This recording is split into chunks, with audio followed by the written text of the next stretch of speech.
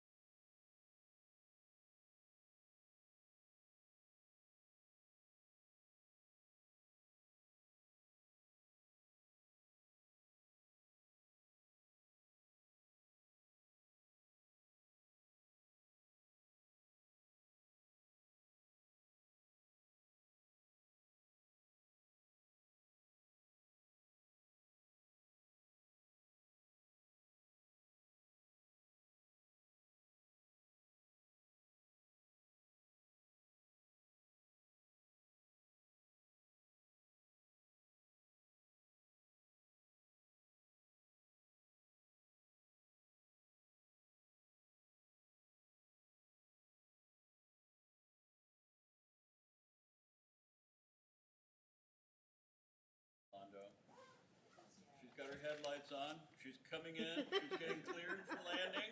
Come in on E9. Bolo. Hey, glad to Hello, see Ms. you. Orlando. Hey, How are you? How are you? Sorry Is for that an outfit? Yes, Is that a costume or for real? it's for real. This is what happens with me every That's so Thursday funny. night. Okay. So. Mr. Maxwell, shall I start recording? Can we wait for the Okay. to be ready? You about ready? We're waiting Get a for new you. phone. I don't know how to turn down the. Stephanie wants to wait. We don't have to be completely ready. This is how.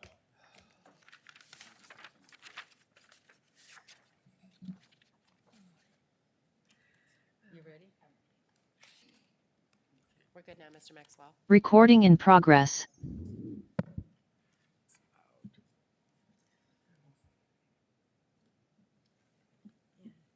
Okay. 1, 2, 3, 4, 5. We got 6. Okay, we've got a quorum.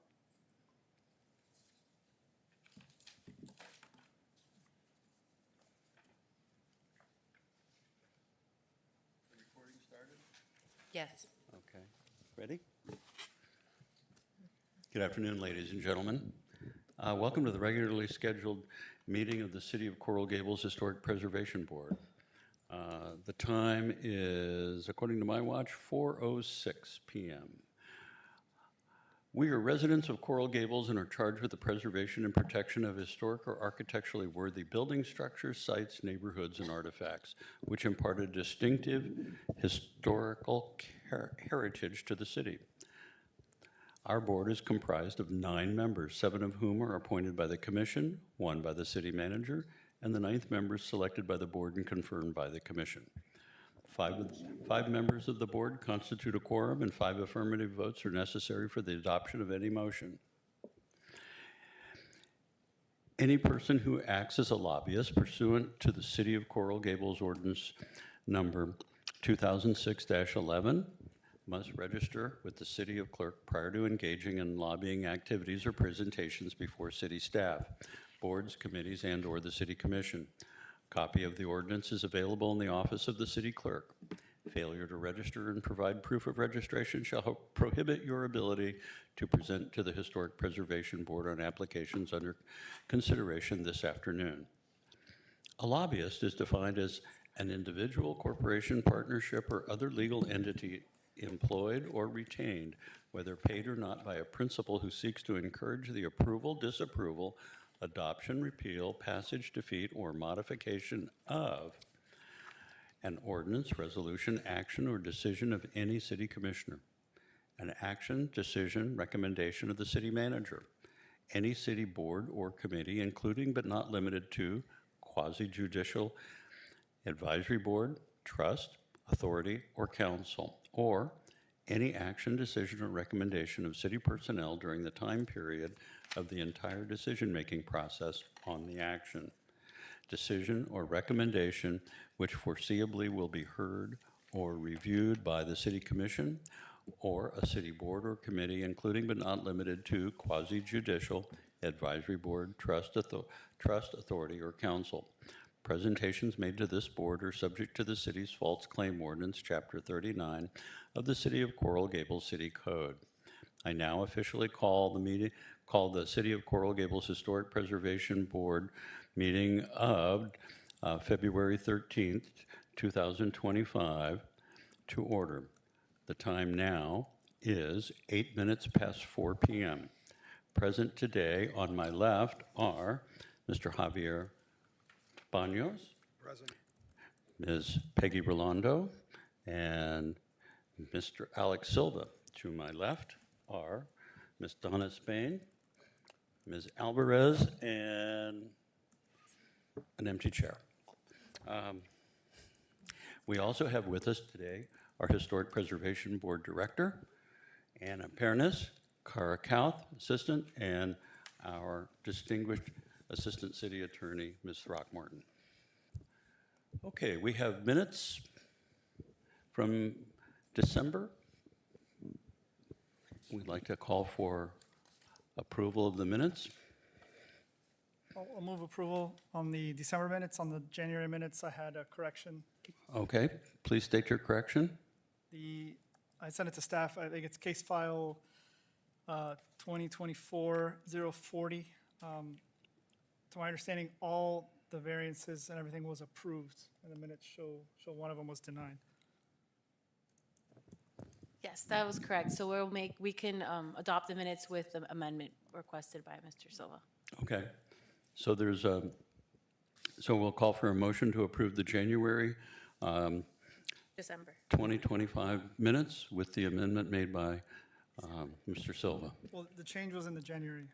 Oh, okay. Yeah, December was fine by me. Okay. I understand the motion to be for both sets of minutes with the correction to the January. Thank you, okay. Got a motion? So moved. So moved. Got a second? Second. Second by Ms. Rolando. Call the roll, please.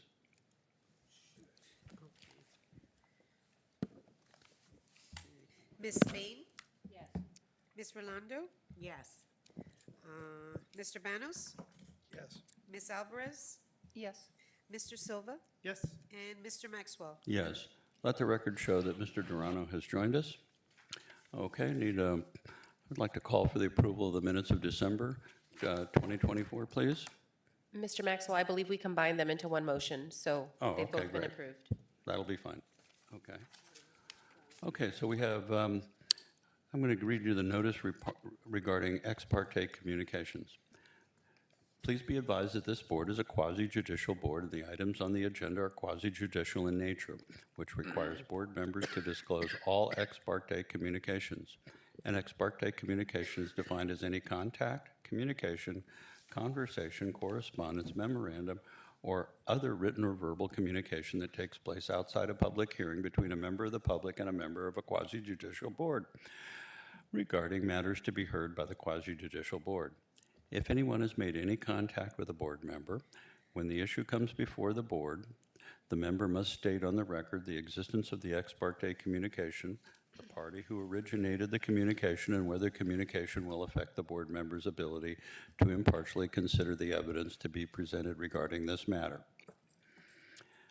Deferrals. We have none? No deferrals. Okay, great. Anyone who wishes to speak today, would you please stand and be sworn in?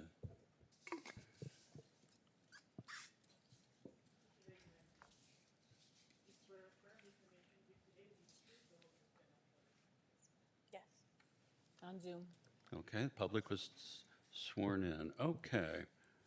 We're going to begin the public We hearing. do have one on Zoom that will need to be sworn in. Elizabeth, I see her camera is on. I don't know if they could put it up. Oh, you could look at the camera on hers to show her the. Okay. Just one moment, please.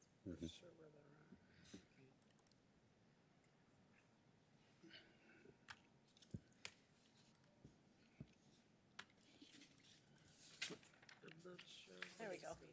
Nope. Oh, there she is. Want to, Would you raise your right hand? Do you swear or affirm the testimony that you give will be the truth, the whole truth, and nothing but the truth? Can you hear me? Do you swear or affirm the information you're going to give will be the truth, the whole truth, and nothing but the truth? Yes, I do. Thank you. Thank you. Wonderful. Okay, we're going to shift the agenda just slightly. We're going to move the very last issue, which is 25-8633 COASP 2025-006, which is approval of an art installation, and then we'll take everything else in order. Are there any ex parte communications on this to the board? Yes, no, no.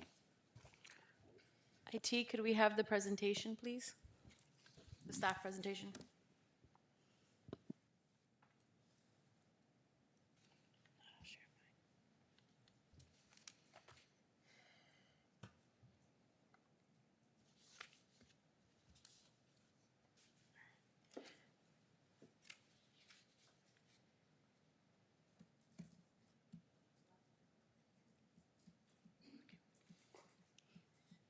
Thank you. Sorry, I just have to scroll through to the end of the presentation.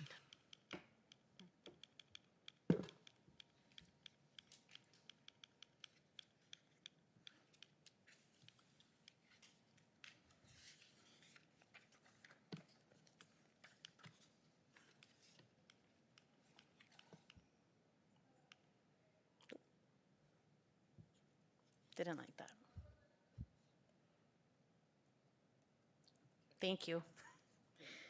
So this is a proposal. The City of Coral Gables has adopted a municipal program for the acquisition and maintenance of art in public places.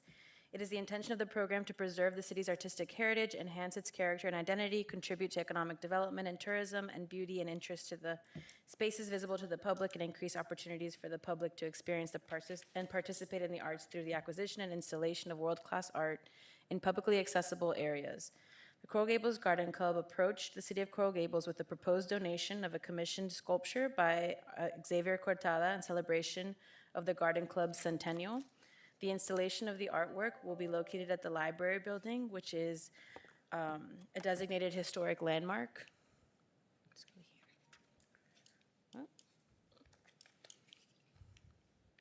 And then this is just a snippet of Mr. Cortada's presentation that went before the Arts Advisory Panel and the Cultural Development Board and the City Commission that unanimously approved that all three for the donation. The proposed artwork is called Planting Pollinators. It's a hand-carved, hand-painted bas-relief ceramic tile sculpture representing the importance of pollinators within the ecosystem. The project, inspired by the rich history and vibrant community of the Coral Gables Garden Club, aims to commemorate the centennial milestone through the beauty of public art while highlighting the importance of supporting pollinators within our shared ecosystem.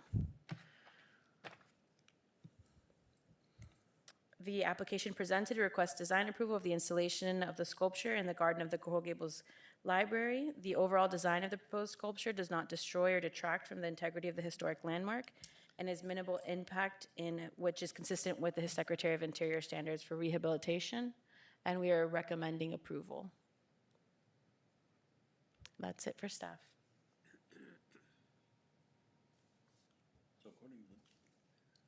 So according to the map, this is to be placed inside the current butterfly garden on Segovia. Yes. Do we know the size of it? I believe, 151 inches in diameter. yeah, it was in the bigger package in the presentation. There's a slide, sorry, I only pulled a few of the slides out. It's a 48-inch sphere, essentially. But it's a sphere located, sitting on top of a base. I don't have the overall height in here. So I have a It's in the bigger question packet. for staff. So this has been to the Cultural Advisory Board, the Arts Advisory Panel, and the City Commission. That was all done in August. Why are we getting it now?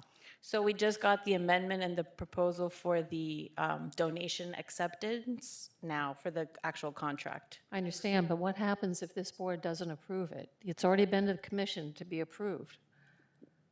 It doesn't make any sense that it's Right. not coming to Yeah. us before it goes to the city commission, so Yeah, they would no, have I that. understand. The order of operations is a Yeah. little bit backwards, and that was me figuring out when to put it, but we tried to do it at the same time, and all the boards were piled on top of each other with, I know that they're on a quick timeline Well, then wanting you to should get have this. waited to take it to the city commission, because it puts Right, you and us in a weird position. I think it's Right. beautiful. I'm certainly going to vote for it. I think it's great. yeah. But No, I I would, in understand. the future, if that happens, I think you should approve it administratively as a standard certificate of appropriateness. So it doesn't put this board in an In awkward that situation. position. Okay, understood. Sorry, venting. No, Do we know what maintenance is required and is, yeah, so the maintenance plan is going to be, was included and reviewed by the Arts Advisory Panel, and because it is a ceramic tile, it's a very easy product to clean, so everything should kind of just be made, as long as we're routinely cleaning and washing it, it will be on the city side to do that work. But we do have a plan already approved, that's part of the agreement as well with the city. so it's the city, not the library? Correct. Yes, because the library is a city-owned property. The county runs the library, and they're fully aware of the installation, have agreed to the installation, but the maintenance and all of that will fall on the city once it's donated to us. And the full installation and the cost of installation is all being handled by the garden club. All right, any further discussion? Any further questions? So it's a sphere? You just turned it off. Oh. It's a sphere with glazed tile that, Pull it, be If real you- close to your mouth, please. Otherwise, we can't hear you. so it's going to be in a location that you could see it from 360. You want to be able to experience it from all sides. The glazed tiles are going to be handmade, so they're specific to that shape. Again, in your packet, there's a bigger presentation with the drawings that has the details of, and then examples of ones that he's done that are in similar kind of forms. So is that garden still a butterfly garden? I remember when it was first done by Dan Keyes, and there was certain vegetation that was planted that would attract the butterflies. Does that exist? Oh, okay, nice. Well, so the library right now, we actually had a meeting last week with them, with their project manager that's doing all of the exterior renovations of the site. And that'll include revamping the butterfly garden, which is very needed at this point because the because of the vegetation and the trees that have grown in that area, that specific area of the butterfly garden doesn't get as much sun anymore. So the plants that would attract butterflies need sun, so things are shifting over a little bit, but it will be revamped to become a butterfly garden. Right, yes, so the renovations that are going on in the library, it's a phased approach for the exterior that will start, and then, of course, landscaping usually happens at the very end, so that part will happen, but the sculpture might come in before the landscaping. And we'll do some temporary measures, if anything. All right, is there anything further from the board? If not, I'd like to hear a motion. Oh, there are the moved. dimensions, I apologize. move that we approve the installation of the sculpture and that there be a special certificate of appropriateness issued. Thank you. We have a motion by Ms. Rolando. Do I have a second? I'll second it. I have a second by Mr. Toronto. Okay, please call the question. Okay. Ms. Alvarez? Yes. Mr. Banos? No. Okay, Ms. Spain? Yes. Ms. Rolando? Yes. Mr. Durana? Yes. Mr. Silva? Yes. Mr. Maxwell? Yes, motion passes unanimously. Thank you very much. No, We look forward to Sorry, seeing it. Bring back No, there pictures. was one no. it wasn't unanimous. No, Where was- Banos. It was Mr. 6 Banos. to 1. Yes. Was a no. Mr. Banyas, you voted no? Yep. Oh, I'm sorry. Then let the record show that we have one dissension. Mr. Banyas. Thank you.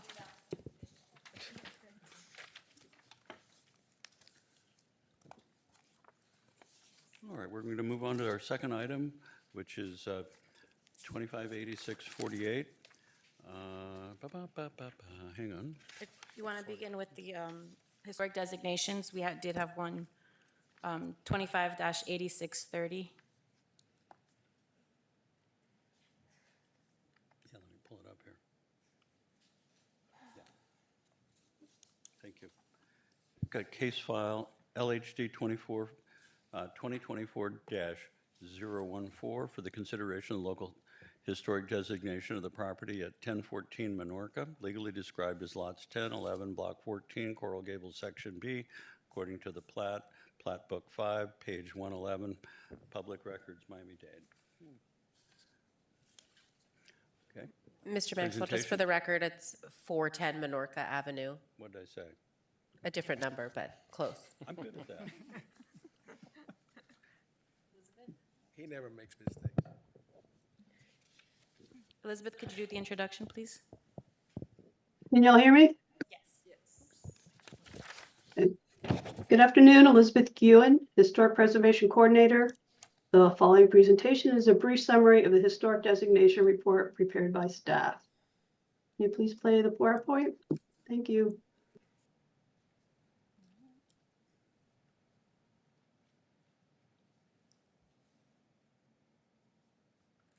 The single-family residence at 410 Minorca Avenue is before you for consideration as a local historic landmark. It was constructed in 1935 in the Mediterranean transitional style. The application is a result of a directive from the Board of Architects. As per Article 8, Section 8-103 of the Coral Gables Zoning Code, criteria for designation of historic landmarks. A local historic landmark must have significant character, interest, or value as part of the historical, cultural, archaeological, aesthetic, or architectural heritage of the city, state, or nation. For designation, a property must meet one of the criteria outlined in the code. 410 Minorca Avenue is eligible as a local historic landmark based on 3 criteria. Historical cultural significance, criteria 4. It exemplifies the historical, cultural, political, economic, or social trends of the community. Architectural significance, criteria 1. It portrays the environment and era of history characterized by one or more distinctive architectural style. And criteria 2, it embodies those distinguishing characteristics of an architectural style or period or method of construction. The property is on a 100-foot by 100-foot north-facing interior lot on Minorca Avenue between Lejeune Road and Hernando Street. It has a single-family residence with an attached garage that was permitted in March 1935. The home retains its integrity of its original style and character. Coral Gables' developmental history is divided into three major historical periods. George Merrick founded it in the early 1920s based on his vision for a fully conceived Mediterranean-inspired city. It is now considered one of the first modern planned communities in the United States. The architecture constructed during this initial period combined elements used in Spanish, Moorish, and Italian architecture, and has come to be known as the Mediterranean Revival style. During the 1920s, structures and amenities were built almost exclusively in this style. In the late 1920s, the dire downturn in the economy in the aftermath of the 1926 hurricane had a drastic impact on new construction. And despite valiant efforts, Merrick's grand plans for completing his Mediterranean-inspired city ended. During the Coral Gables' second developmental period, construction was sparse. During these 17 years, there were fewer than 1,000 new CBS single-family homes built in the city. It was a period where Merrick's vision for a cohesive community was still embraced, and the Mediterranean-inspired architecture shifted to include new modern trends. 410 Minorca Avenue was built during the second period. In the 6 years from 1930 to 1935, there were fewer than 90 new single-family homes built in Coral Gables. Over half of them were built in 1935, as relief expanded under the New Deal administration. In the 1930s, as construction tried to regain its footing, it shifted away from the elaborate and embellished Mediterranean Revival style of the 1920s towards simpler and more modern designs that reflected new aesthetic and priorities of society. Home design began, in a limited manner, to employ aspects of contemporary styles that favored more streamlined construction. In South Florida, Art Deco and Art Moderne were largely in fashion. In Coral Gables, whose early identity was so strongly tied to the Mediterranean theme, most architects sought to acknowledge Coral Gables' roots and Merrick's desire for a cohesively designed community. Rather than fully embracing the modernistic styles prevailing in other communities, Coral Gables moved to a style that blended elements from the Mediterranean Revival style with them to maintain an overall semblance of cohesion. 410 Minorca Avenue was permitted in March 1935 and was amongst the earliest homes in Coral Gables designed in this blended style. 2 years later, in February 1937, the city of Coral Gables codified this approach by passing Ordinance 471. In Section 12A, it states, "All buildings shall be of Spanish, Phoenician, Italian, or other Mediterranean or similar type of architecture." It allowed for exceptions such as frame homes in McFarland and modern type houses in the Biltmore section. However, throughout most of the city, new homes were to maintain the character of Merrick's Mediterranean-inspired vision. The direction many architects took was this unique hybrid that is now known as the Mediterranean transitional style. The Mediterranean transitional style was a staple during the Coral Gables second developmental period. However, after the war, as construction ramped up and a new generation of homeowners entered the city, Zoning Ordinance 471 was hotly debated. In 1945, the city held a public meeting to hear the citizens' wishes, and it was upheld. However, this was not the final word on the subject. A year later, the City Commission called for a special meeting to discuss the matter of architectural styles and invited all registered architects in the city to participate. There was a range of opinions and not a clear consensus. On one side, Marion Manley, a member of the Board of Architects, stated, "Architectural styles could not be frozen." Staunchly on the other side were two members of Merrick's team, Walter DeGarmo and Denman Fink. Fink expressed his belief that the city had become world-renowned because of its original and distinctive architecture, and was opposed to the city becoming a guinea pig for changing architectural styles.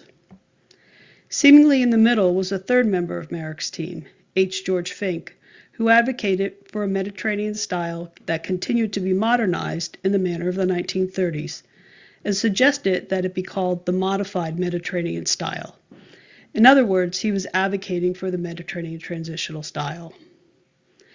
In the end, the Commission upheld the zoning ordinance, but left the final design approval to the Board of Architects, who leaned towards introducing new styles. Hence, Mediterranean transitional architecture was only produced for a brief period before new stylistic trends took over. It is a pivotal link between the two historic building booms in the city, and represents a final effort to harmonize with and honor Merrick's Mediterranean-inspired founding vision. The historical period of the Mediterranean transition style further adds to its limited nature, as these were Depression and wartime years, which saw sparse new construction. There were only a few hundred homes purposely designed in this style, and they are an important piece of the city's architectural history. The home at 410 Minorca Avenue is located in Coral Gables Section B. Section B quickly became a well-developed single-family home area during the 1920s. The homes were predominantly one-story, moderately priced, and in the Mediterranean Revival style. This was the context in early 1935 when 410 Minorca was built at the beginning of a small building resurgence facilitated by New Deal initiatives. It was designed in the Mediterranean transitional style in a clear effort to incorporate aspects of modern styles with the Mediterranean Revival style to achieve a home that blended with the 1920s homes surrounded it. The home was built for a civil engineer and building contractor, Charles Ward. It remained in the Ward family for 50 years. As intended, this 1935 Mediterranean transitional style home blended well with the 1920s Mediterranean Revival homes that were its context at the time of construction. At first glance, 410 Minorca Avenue may even be mistaken for a Mediterranean Revival style home with its barrel tile roof, stucco cladding, arched entry to the front porch, round vents, and the appearance of varied roof types and bays. However, upon closer inspection, the modernistic manner of the garage is attached and is a prominent feature of the home. The stucco is lightly textured, the windows do not have sills, and the ornamentation is sparse. In the Art Moderne fashion, the decorative Spanish chimney with the large chimney stack of the Mediterranean Revival style has been replaced with a simple interior rectangular chimney. Many of the home's character-defining features are listed here and are discussed further in the designation report.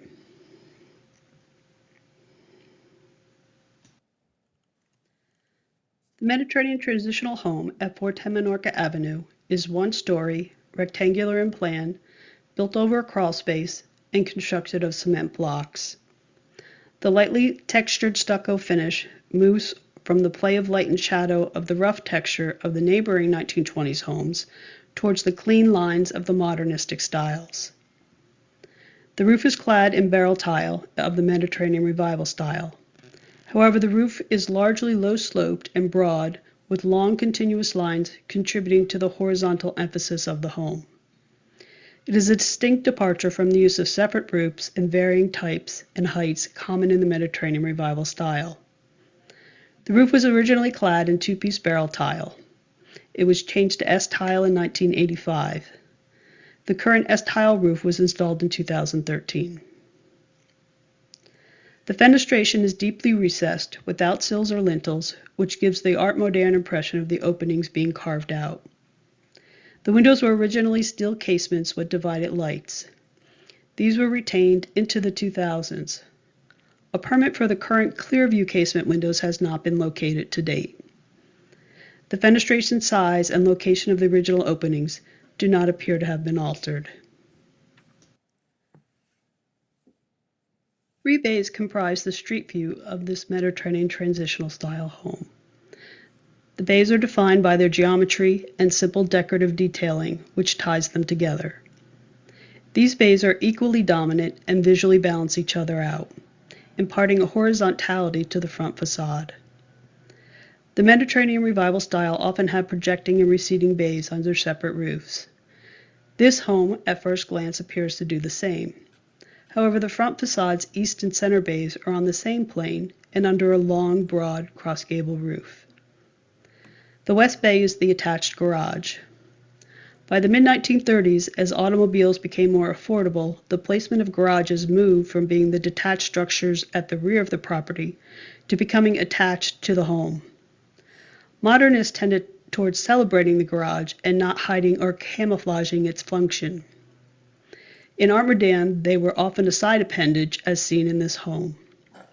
Its placement elongates the street presence and the horizontality of the home, while simultaneously invoking the Mediterranean Revival style as a recessed bay under a barrel tile roof. As was the hallmark of the Mediterranean transitional style, in this home numerous features from the Mediterranean Revival style have been simplified to impart a modernistic geometric aesthetic. The home's most prominent feature, the large round arch at the center of the front facade leading onto the covered front porch, is a prime example. In the Mediterranean Revival style, the front screen porch was a projecting bay under a separate roof with a series of full-height arched openings, often supported by decorative columns. In this home, the front porch retains its pride of place and looks like it's a separate protruding bay, but as discussed above, it is not. In the modernistic manner, the round arch gives the impression of being carved out on the facade, emphasizing its shape and geometry.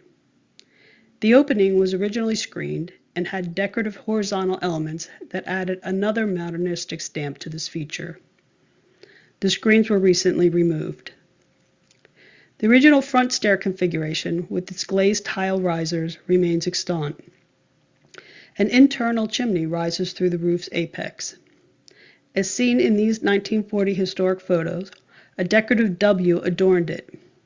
It represented the Ward family, who were the original owners and builders of the home, and they lived in the home for 50 years. To the east of the porch is a narrower front-facing gable bay. Reinforcing the triangular gabled end on both the north and the south facades is a group of round vents.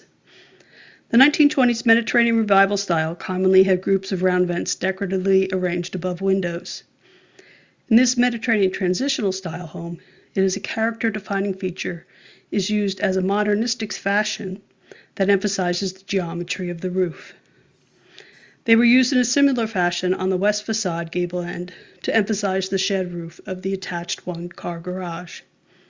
In the modernistic fashion, the round vents were arranged in a trapezium to celebrate the garage by using this common Mediterranean Revival style feature in a way that would draw attention to it.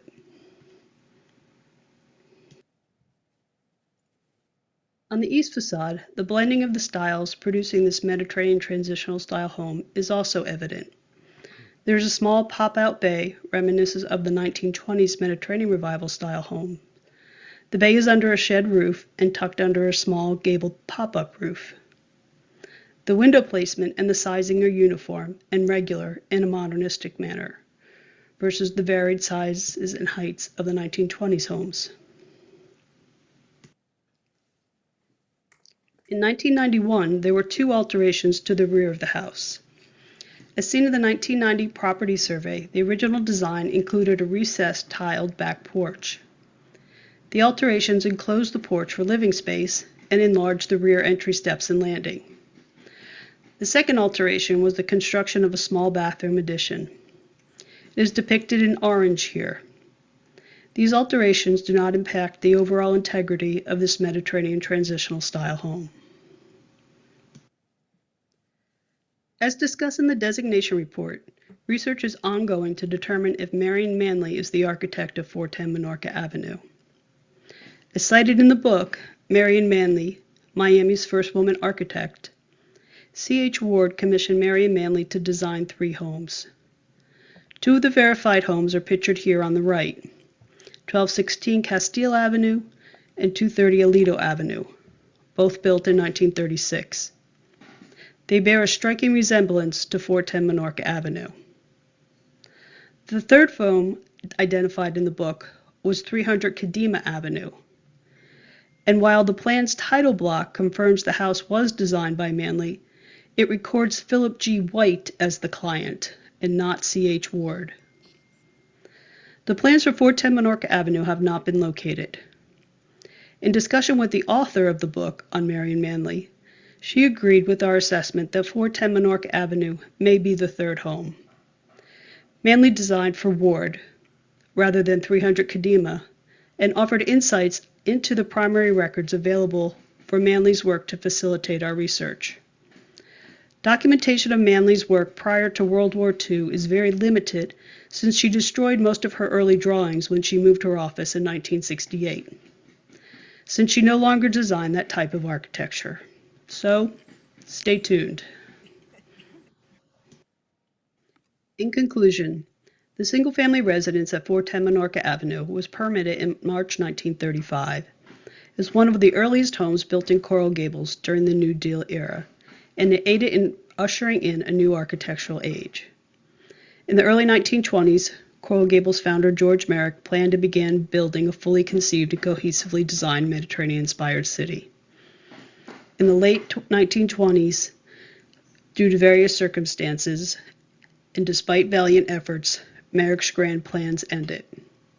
In the 6 years from 1930 to 1935, there were fewer than 90 new CBS single-family homes built in Coral Gables. Half of them were built in 1935. 410 Minorca Avenue was amongst them. As construction in the city tried to regain its footing, it shifted away from the Mediterranean Revival style towards a simpler modern designs that reflected the new aesthetic and priorities of society. The Mediterranean transitional style, which combines the 1920s Mediterranean Revival style with the contemporary, was first seen in the city at this time.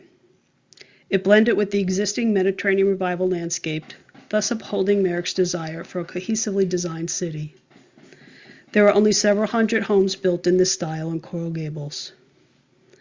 From a comparison of historic photos and building records, it is determined that the property at 410 Minorca Avenue retains its historic integrity.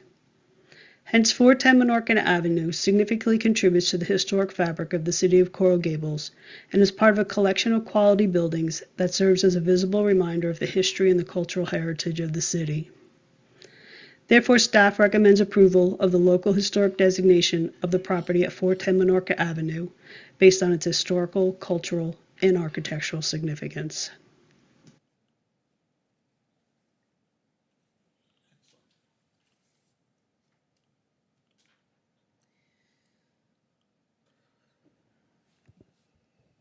Okay. That's it for the staff presentation. The property owners are aware of the designation, and I spoke with them last night, and they were not in opposition. They thought they'd be here. That the property owners are aware of the designation, and they are not opposed. They actually came to meet with us. They'll have some redevelopment plans before you in the next couple months. They're working through the BOA process. And they received notice of the meeting and Oh, yeah, everything else? they received notice, they've emailed us, they actually had questions about the designation report, very interested in hoping that it was Marion Manley was what the property owner asked me last night. So she's was excited about it, and they were ready to move forward.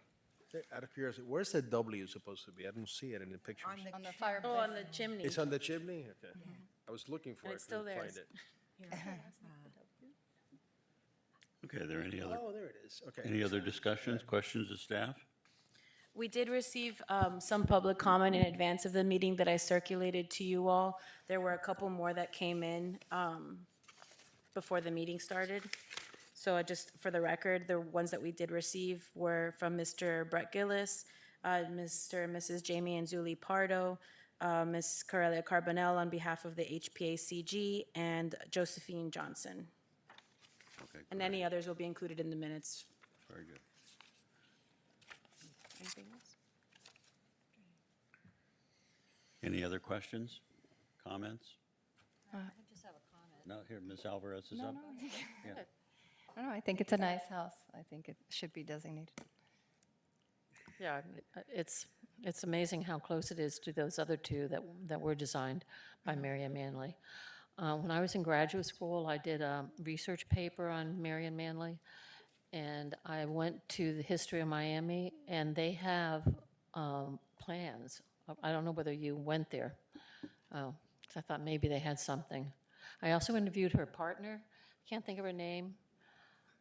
She died recently. But there are places that have plans that she did.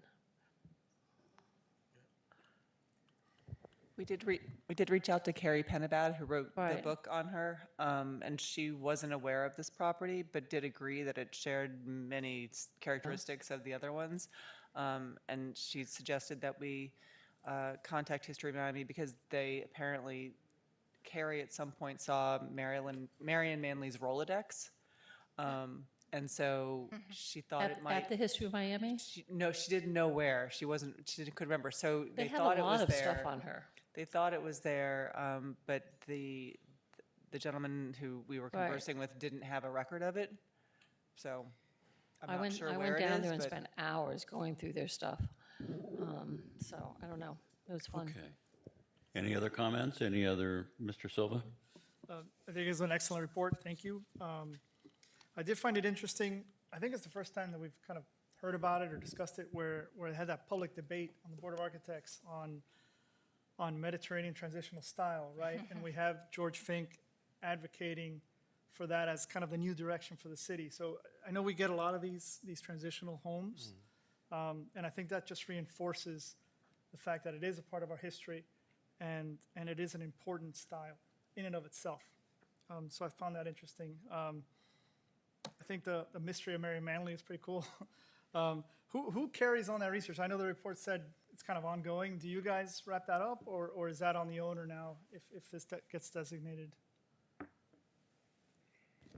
as we continue to research more about properties this age, we'll keep doing the research on it.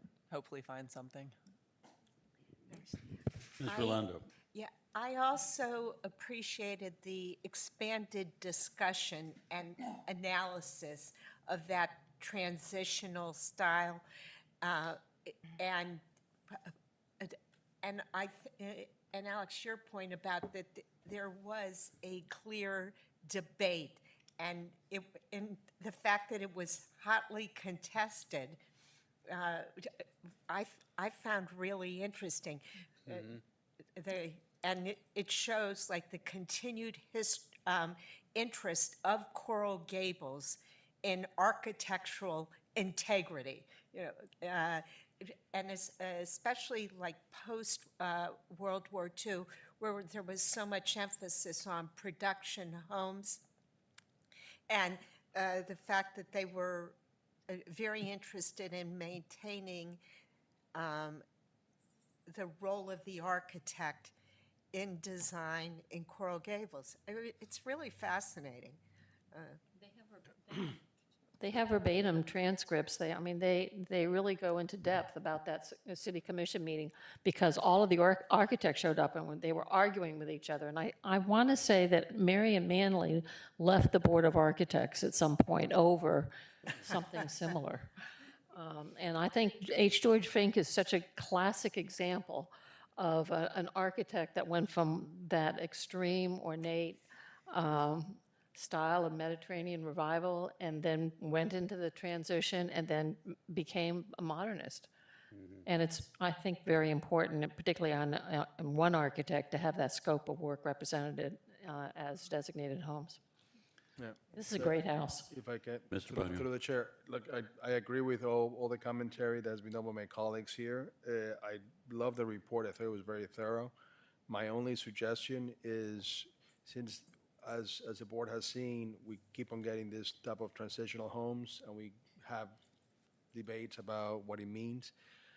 Even if you overdevelop the record on everything that was debated, and if you reference the actual minutes, if we have them of those meetings and the discussion, I think that will only add to any argument in the future. So to essentially make it more robust, right? So, so I would incorporate in my reference, or I will just, if you actually have the information that can be provided and added to it, so that by the time it gets into the commission, if it gets appealed, or if it gets appealed later on to another level, there's a fully developed record of this is a style, this is what it is, this is the process. This is an excellent report. I want to commend you guys for having done that, okay? So, and then the only thing is, I want to remind the chair, just, I don't know if we heard public comment, I just want to make sure that procedurally we get over that. Thank you. The report is thanks to Elizabeth. She worked really hard on trying to make it very clear what was happening at the time. Typically, in the bibliography, she references all of the different elements that she used to build the report. If you'd like a copy of those minutes of that meeting, like we'd provide those as backup to the board. I mean, that's fine. All I'm saying is for the future, when these things go into, because you're trying to develop a record for the whole thing, right? Sometimes you incorporate it, so there's something that we looked at, considered. It's not just a reference item, but in other words, it was in front of us, and this is something that we looked at and said, okay, there was this clear delineation that this architects and this movement of group of architects during this particular period consider this a separate style, built it, designed it. So it is clearly not by reference, but part of our discussion and part of the record. And so, it's a little more difficult to undo that if the commission decides to do otherwise, once it's right here. Thank you. I'd like to add a couple of things, if I may. First of all, it was excellent, really good. So I really commend the staff for putting this together. I'd like to encourage staff to add a couple of things, though, in future reports, particularly for the transitional styles. One would be to state the zoning and design code that is in force at the time that the permit was taken. In other words, this is important because there's a discussion about things, and the design code up until certain periods of time states certain things. Just like up until the 50s, it requires you to have barrel tile roofs. So what is there at that time? I think that's essential to be stated, so that this design is operating under these principles. Two, I'd like staff to begin to include the number of building permits that were taken out in the year of any one construction. In other words, so if this is 1937, rather than the value of those, how many building permits were taken in 1937? That goes to the rarity of something built every year. The first part of my recommendation is really about the constraints of which the design is working under, which really goes with all the other comments that staff was saying. In other words, so if we can document this in such a way that says, here's the restraints, here's how few were built, and this is, what was done, I think that gives us a much better case going forward, okay, even with the commission and other things like that. This is wonderful. Really commend you guys. Big step forward. Can we have a motion and a second, please?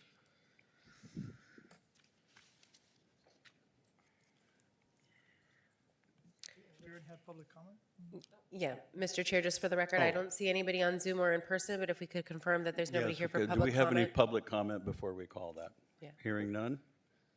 Do we have anything on Zoom? Nope, didn't think so. Okay. Ms. Spain, you got a motion? Trying to find the report so I can read it properly into the record. Wait a minute. There we go. Page 22.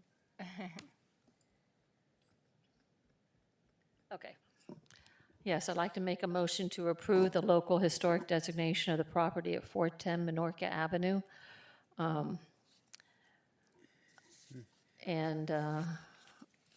Based on its historical, cultural, and architectural significance. We have a motion. Need a second, please? Second. Have a second by Ms. Rolando.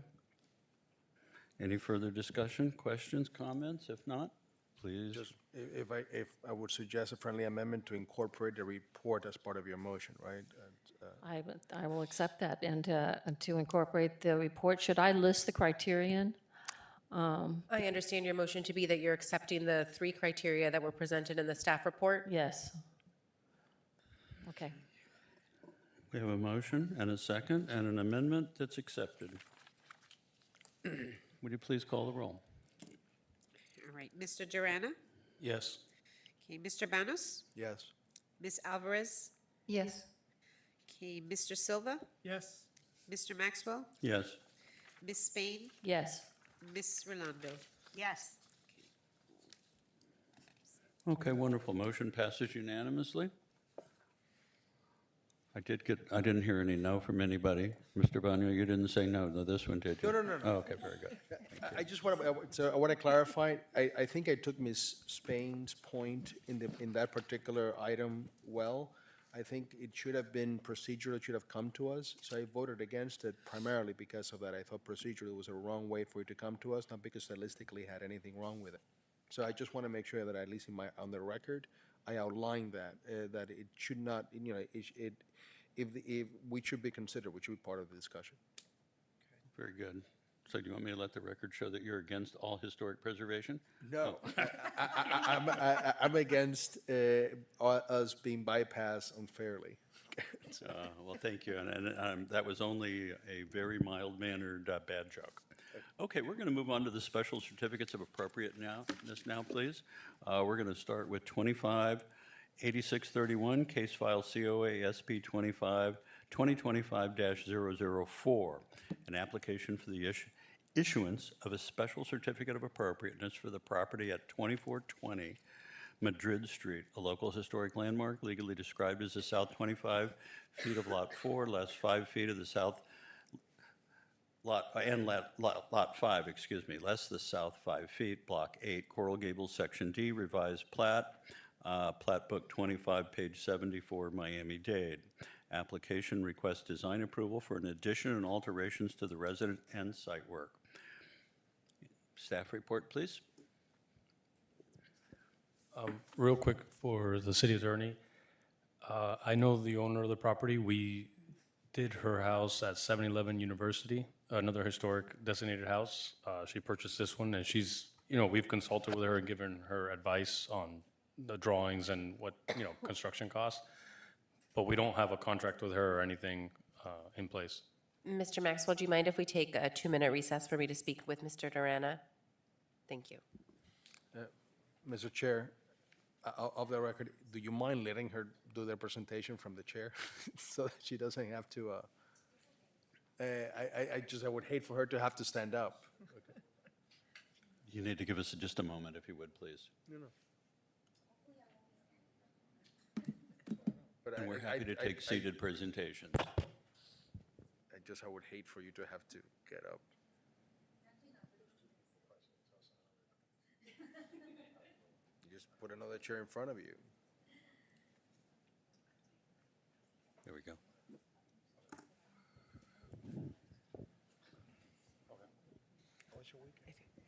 Okay, thank you. Mr. Maxwell, if we could just, I believe Mr. Durana is going to be recusing from this item just on any appearance issues. Mr. Durana, if you could just state, you already stated the potential conflict, but if you want to just state again for the record that you'll be recusing and we'll be coming back in the room after this item.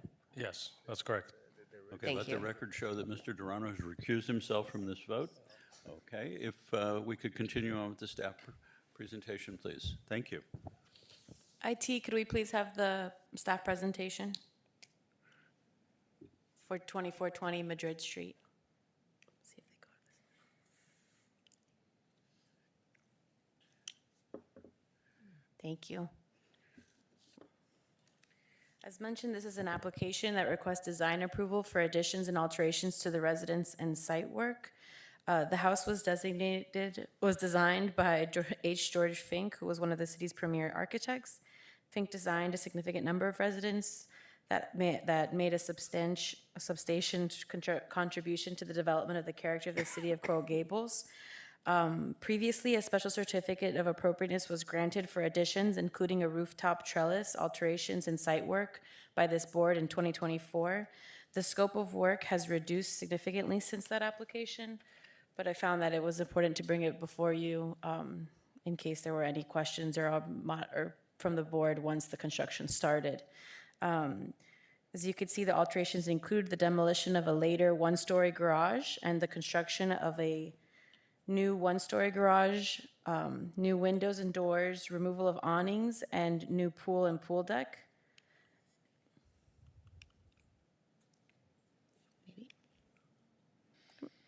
The modifications from the previous approval include removal of the rooftop trellis, a reduced footprint of the new addition, modifications to the windows on the south and west elevations, and an outdoor covered terrace behind the new one-car garage. All other site work and modifications remain the same. Windows and doors will be replaced with impact-resistance product in configuration to match the original as best possible. Apologies that the slide, could we go to the next slide, please? The control's not working.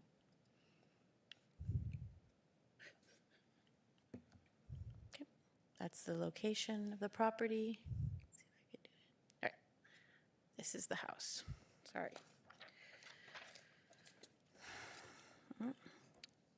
As mentioned, the front elevation, there were no major modifications to that proposal that we saw from the previous iteration, besides the removal of the rooftop trellis. And I believe this is your slide, right? I'm just gonna leave it here. Behind the garage now, they're proposing a covered terrace, outdoor covered terrace. Apologies, has a mind of its own. I think it's catching up with my clicks. There we go. All right. So the elements and additions have been differentiated from the existing and does not overwhelm the historic structure. The revision from the original proposal has reduced the scope of work significantly, are in line with the Secretary of Interior standards for rehabilitation. The addition does not require the demolition of any portions of the original structure and complements the Mediterranean revival style. Staff does have 7 conditions listed, and we'll let the architect complete their presentation and to discuss further. Do you want me to bring it? Oh. Hopefully the clicker. Anna, why don't you just hand her the letter set and She hand her that. prefers, I think. That's okay. I need to stand a little while because I've been sitting. Please state your name and address for the Yes, record. Rebecca Carballo with Pacheco Architecture. I was the architect for this project. And so, as Anna mentioned, we did reduce the scope significantly from the front elevation. Now you no longer see the trellis in the rear. And the majority of the remodeling took place here. Let me see, pull it up. This is pictures of the existing home. Let's see, go through everything, the original, okay.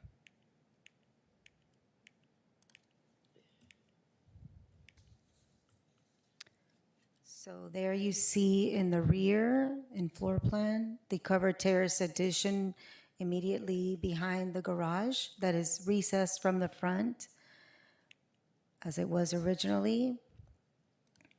The second story is now just a flat roof, no longer an open terrace.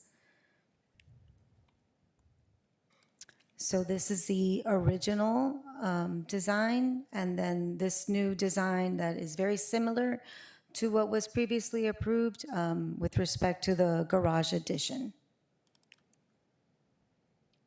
This is the rear, and there you see the new addition of the covered terrace.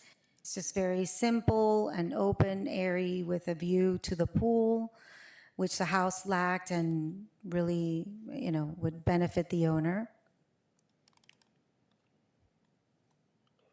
This is the side elevation.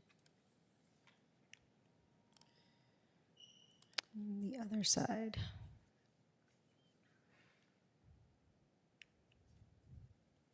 These are just cross sections.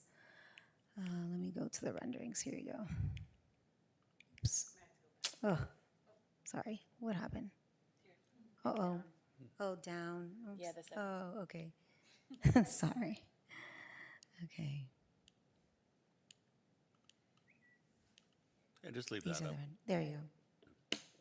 These are all the angles. Thank you. Is there anything else you'd like to present on it?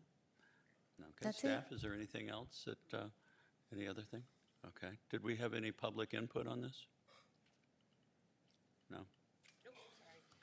None received in advance of the meeting. Is there anybody in person or in Zoom? No? Nope. No? Okay. Anybody in the audience which wishes to speak to this project? Positively or negative? Okay.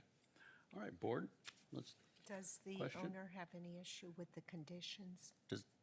she's not here, but we'll ask the architect. Does the owner have any? Most of them are the same. I think the only one that I had, Okay. just letting her go through them. Okay. Does the owner have any issues with the conditions presented by the board, presented? Might be here. The other ones are all. She's reviewing them now. I'm sorry? She's reviewing them. Okay. So if we, Hang on just a second. yeah, let me go back. So one of the conditions that is listed is number 3, window configuration at the south elevation should be restudied to maintain more of the original configuration. Details to be worked out at the staff level. So let me, I have a question too. Yeah, go ahead. so this is Wait, that let her proposal on A 6.2, if you want to look at it on the iPad of the changes there. Some of the patterns, I believe, are mostly due to the interior floor plan layouts, like beds. But the original configuration is like original sizes and locations are maintained right now. And we'd like to keep more of that as best possible. Okay. Mr. Silva? I have a question on that condition. I'm looking at the original permit set, and the copy that's in our package is really bad. Yeah. I don't know if you have a better copy, but it seems like they had sort of a block of maybe double casement or something on the right. So it seems like on the second floor, the sort of window on the right side, on that elevation, was sort of the original masonry opening, and maybe there was one mirrored below. And then there was maybe a covered porch on both floors. It's really difficult for me to tell there. So yeah, it was 2 double casements on the kind of right side, and then the 2 covered porches. Is that what you're saying? It's like, but there Right. was 4 large openings. Is kind of the Right. pattern that you're seeing there. And are you asking them to, So in the new iteration, in the previous version, the four openings were remaining, but the configuration on the interior layout has changed a lot. So I think what they're trying to do is propose it so that less of the pattern, the regular pattern of the 4 is retained, and then do a kind of a configuration and leave one area a big blank wall. And so we wanted to have more of a regular pattern for that. I know. Beds can go in front of windows too. But then they won't be centered. I know. We had this discussion. I mean, I think we've gone in circles about these before, but Because it's the side, I mean. well, that's right. So that's where. So Yeah. sorry. I do prefer to keep the windows as proposing because of the configuration of the bed wall. And I know the owner is not, she's very particular of things being centered, and I don't think she's gonna want her bed off to the side of a big window, especially for light coming in the morning and having a bed underneath. So I would really appreciate if we can keep the pattern that we're proposing, since it's a side and the front is, really where we're Okay. maintaining the original.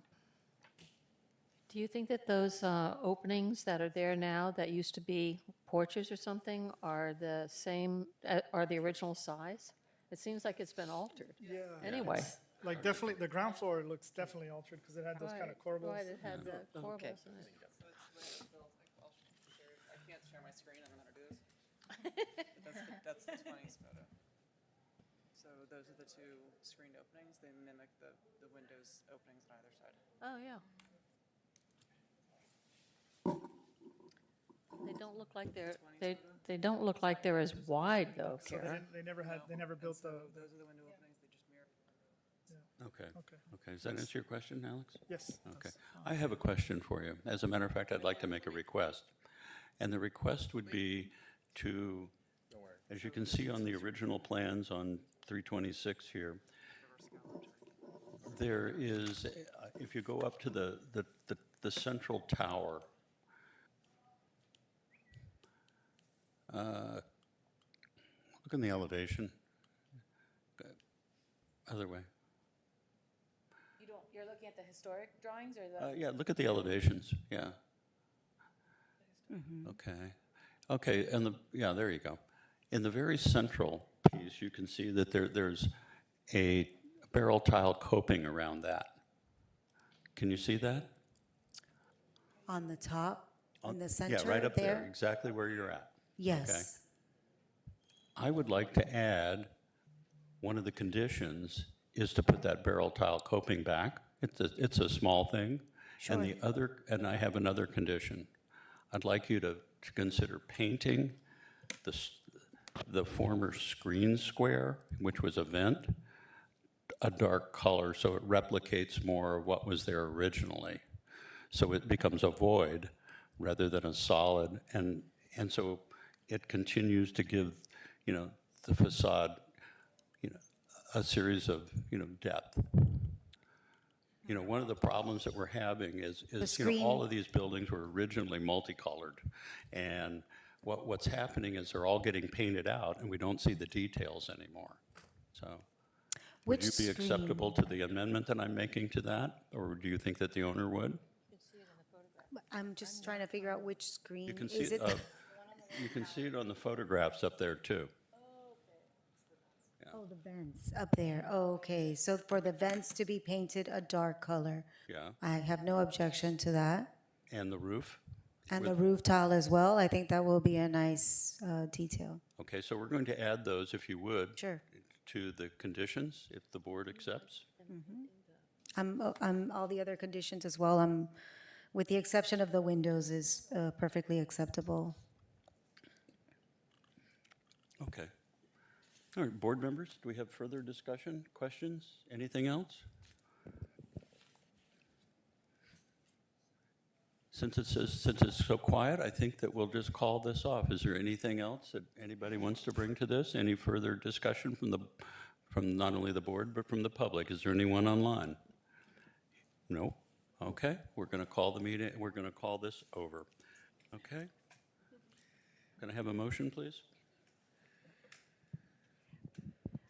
I move that we approve the design proposal for the additions, alterations, and site work on the property located at 2420 Madrid Street with the conditions noted in the staff report, except for item 3 on the window configuration, but with the addition of the installation of the decorative roof, barrel roof tiles along the perimeter of the tower and the painting of the vents on the front facade in a darker color. Thank you. Okay, we have a motion. And the approval of an issuance of special certificate of appropriateness with the foregoing conditions. Wonderful. We have a motion by Ms. Rolando. We have a second by Mr. Bagnio. Okay, would you call the roll, please? Yes, okay. Ms. Spain? Yes. Okay. Okay. Ms. Alvarez? Yes. Mr. Silva? Yes. Mr. Maxwell? Yes. Okay. Ms. Rolando? Yes. Mr. Banos? Yes. Yeah. And we'll notice that also put for the record that Mr. Durano is withdrawn. It's been Okay. recused. Okay, well, the motion's approved then. Thank you. Thank Mr. you very Durano, much. you're welcome to come back and join us now. Thank you. Thank you very much. I hope you feel better. Okay, we're going to move on to our last item, which is case file COA SP 2025-002, an application for the issuance of a special certificate of appropriateness for the property at 2608 Granada Boulevard, a local historic landmark legally described as Lot 2, Block 19, Coral Gables Country Club, Section Part 1, Plat Book 8, page 108, public records date. The applicant requests design approval for the additions to the residence and site work. I will remind the board that this came up 2 years ago, I believe, and for something similar.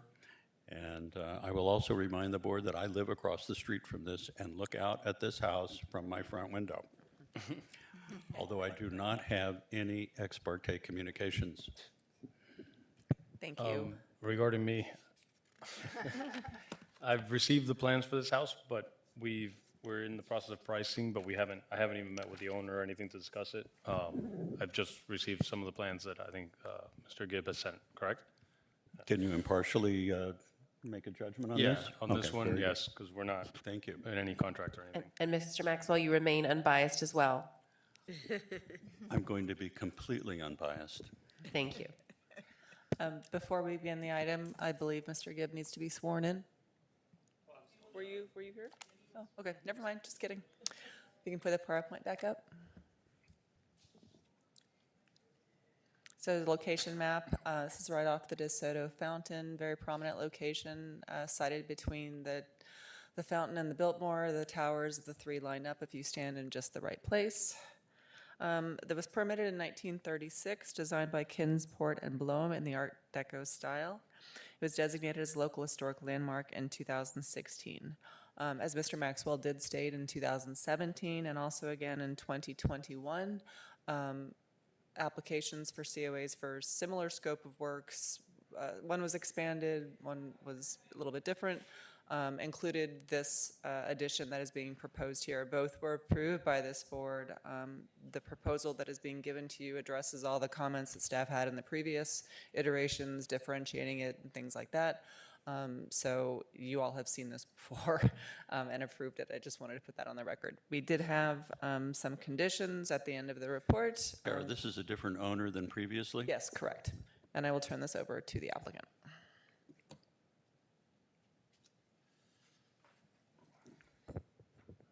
Hello, good evening. This is Callum Gibb, architect for the project. Offices at 353 Arkansas Avenue. As was stated before, this is the third or fourth sort of presentation I've made for the house. The previous ones were approved. This particular application is a reduced scope of work from the previous approval. That one included a two-story guest house on the west side of the garage, and an expansion of the garage structure as well. What we have today is really the rest of or a small part of that original application.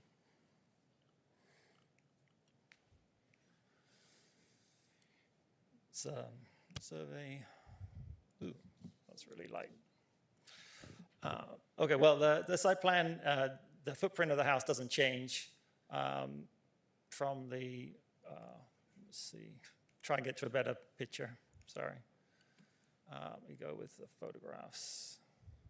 Sorry, I'm going back. How do you go back? Oh, there.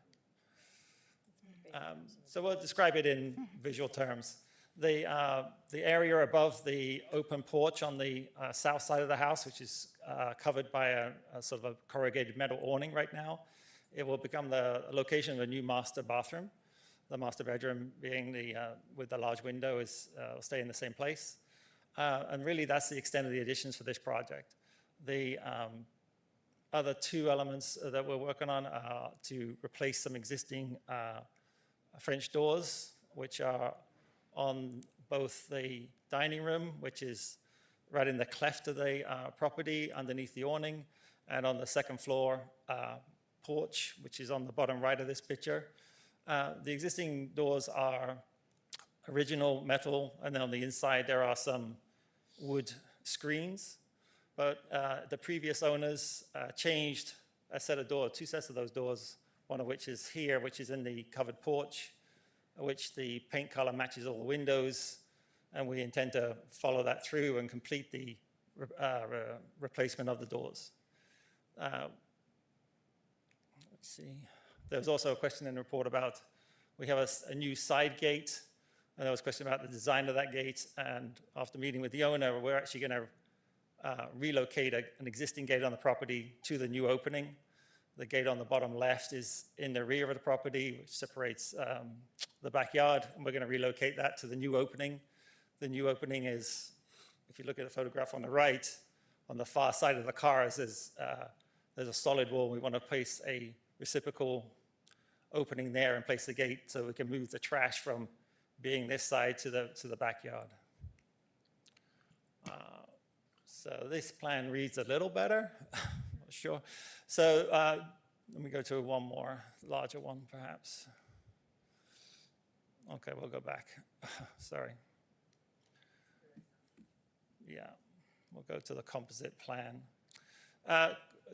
Existing plans on top. The new addition is the area on the proposed ground floor, or second floor plan, sorry, bottom right. We're sort of enclosing that terrace. And as Kara said, we did make a point, hopefully see it on the elevation, that we've both made the wall a little smaller, so you read the line of the existing, and the ridge line of the roof also steps down. Let me see. Interiorly, we're adding a new French door off the family room, down some steps to lead to the rear yard, and we're adjusting one window in the existing garage, which is in a new hallway connecting the family room to the garage.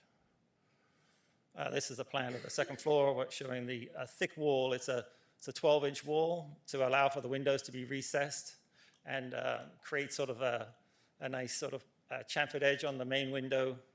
Or all the windows have a sort of a quilted edge, similar to some of the windows in the existing house.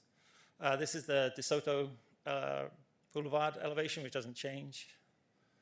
And this is the Granada Boulevard elevation. So existing is up on top. The new addition is above the screened-in porch with the single window and the lower roof height.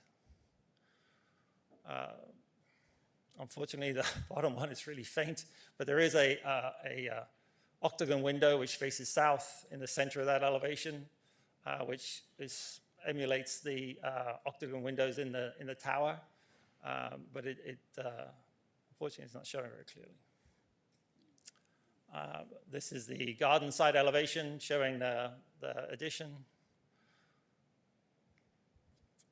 And this is a composite elevation on top of the previously approved plans, which show the two-story garage to the two-story structure to the south of the garage or west of the garage. But it shows that the master bathroom addition is essentially the same. Let me see if I have any other points. There was a comment about some pavers where when we make the gate, we're connecting the existing backyard to that gate and an area to put some trash with some new pavers.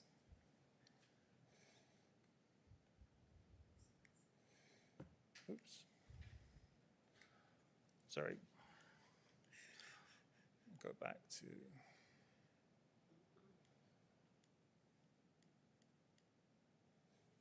I think that's the primary elevation for the project.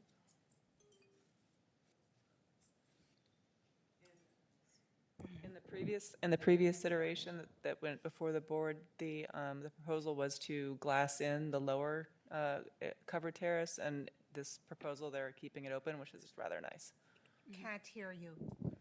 So the previous approved plans included a couple of things which are not in this project, not in our current scheme. And then one was to glaze in the current sunroom, which is underneath the addition. With some clear glass, but keeping the metal wrought iron framework. And this one, we're not going to do that at all. We're just keeping it as it is. I'm sorry. And the original approved plan included the addition on the second floor or not? Yes, the second floor addition has always been part of every application, of both previous approvals.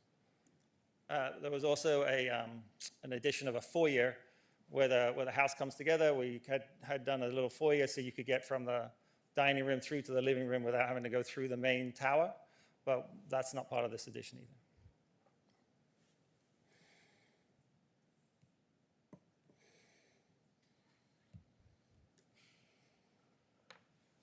I think it's a nice proposal Thank and you. works well with the house.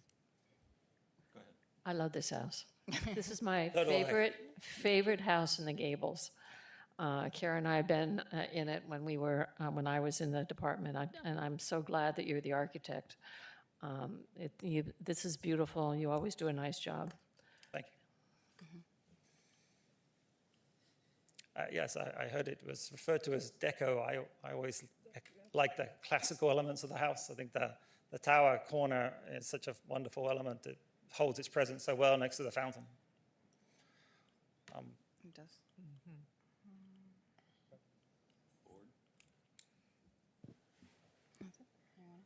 Ms. Alvarez? No, I already spoke. I don't know if anyone else had something to say. No, you're up. Okay. I mentioned the doors. I spoke already. I can make a motion if no one else has any. Comments down here, Mr. Dorano, you're not, We can't hear you. you're not commenting?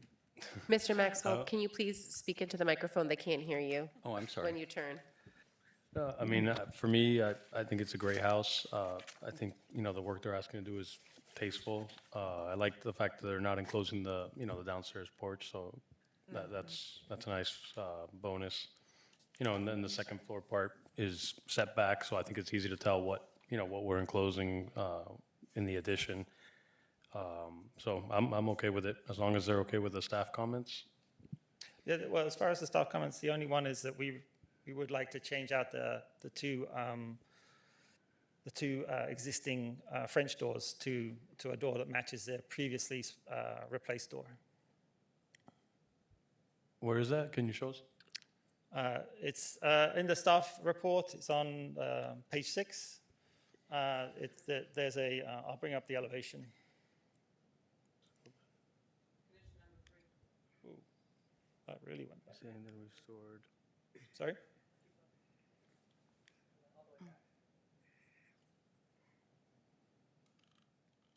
So so in the rear of the property, right in the cleft, there's a door from the dining room, which leads to the backyard, which is a previously sort of replaced door.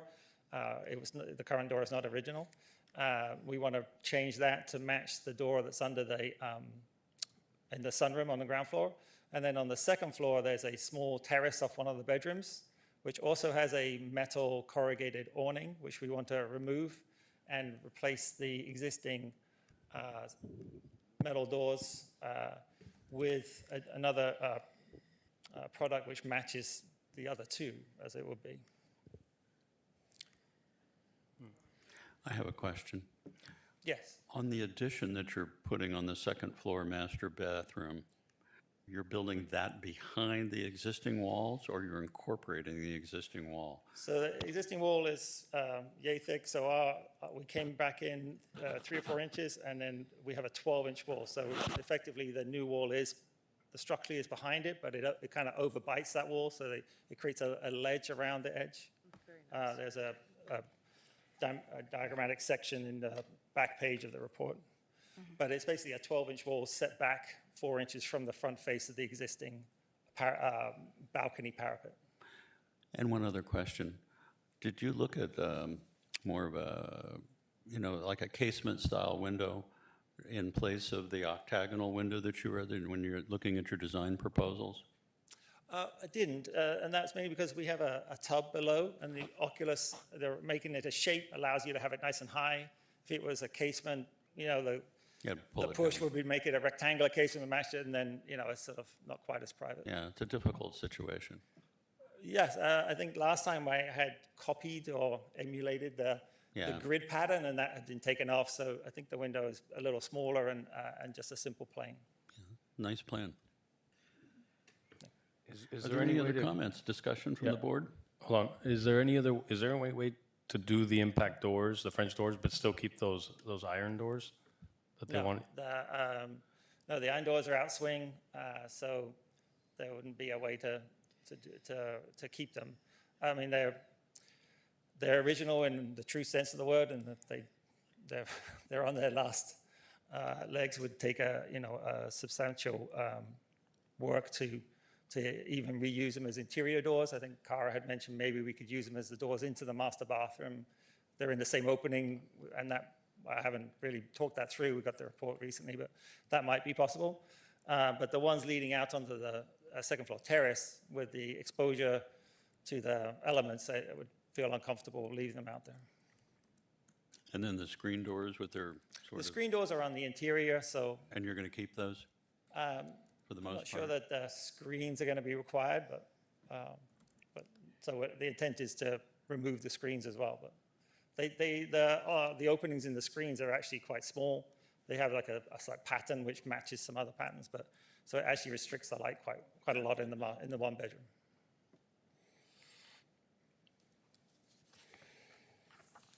Do we have any other comments, any other discussion? Did we receive any comments or any discussion from the public? We received none. Is there anyone here in the audience that would wish to speak for or against this? Hearing none? No? Okay. Back to the board here. Board, anything, any further questions? Are there photographs of those doors anywhere in this? In the report at the rear, the page 6, I did have, there was a supplement, but so the page 6, you're looking at the interior of the one bedroom, which shows the screens on the inside, and then the outside of this. The door there is actually the one that would lead into the bathroom, but the doors are similar. The one in the bedroom actually has 2 side lights, which have been replaced already, so the goal is to match those. With the indulgence of the chair, can I And make the a iron motion? door that you're talking about, is this? Is this what I'm looking at? Yeah, okay. So the ones to be replaced with new impact-rated doors are on page 6 as the door underneath the awning, which is not an original door. It's not a steel door, and the one off of the 3rd floor terrace. So Okay. it's 2. Will the doors to be replaced be similar? No, they will not be seen from the street. They're both on the rear yard. Okay, so they're going to be more the standard impact door? It's a metal-clad wood product which will match the windows and the other doors in the house. Is it going to be segmented lights? They have a horizontal mutton, which will be high profile. Okay, which will match Match the other doors, similarly exactly, the doors that are exactly. there. Okay.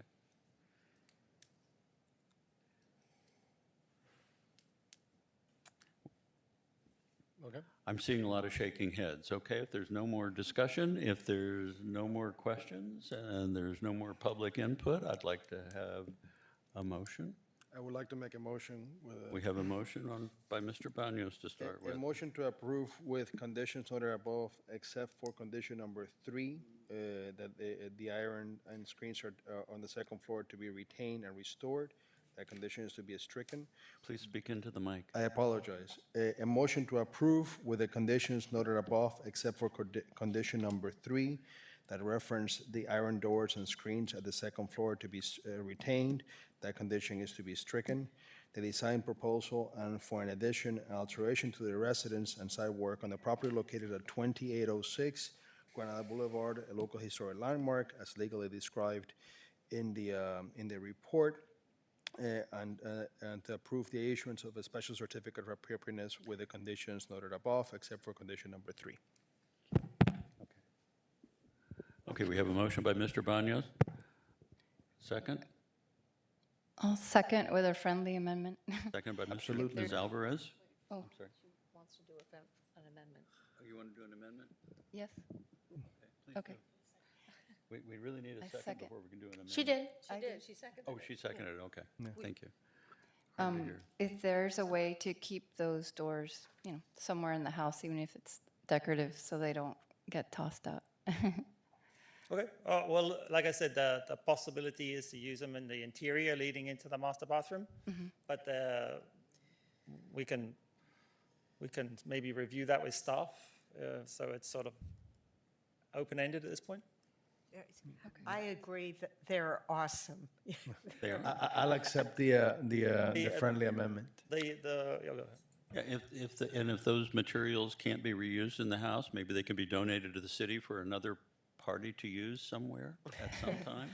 So just for the record, Ms. Alvarez, I understand your amendment and Mr. Banos' acceptance of it to be to work with staff to retain on the property the iron doors if possible, in If consultation with staff. It's possible, yes. Somewhere on the property, not in their existing location. Yes. Anything else? If not, let's call the roll. Okay. Mr. Durana. Yes. Okay. Ms. Rolando. Yes. Ms. Spain. Yes. Okay. Mr. Banos. Yes. Ms. Alvarez. Yes. Mr. Silva. Yes. And Mr. Maxwell. Yes, of course. Thank you. Thank you very much. Thanks for bringing it back. I'll look forward to looking at it out my window. Toby, we built it.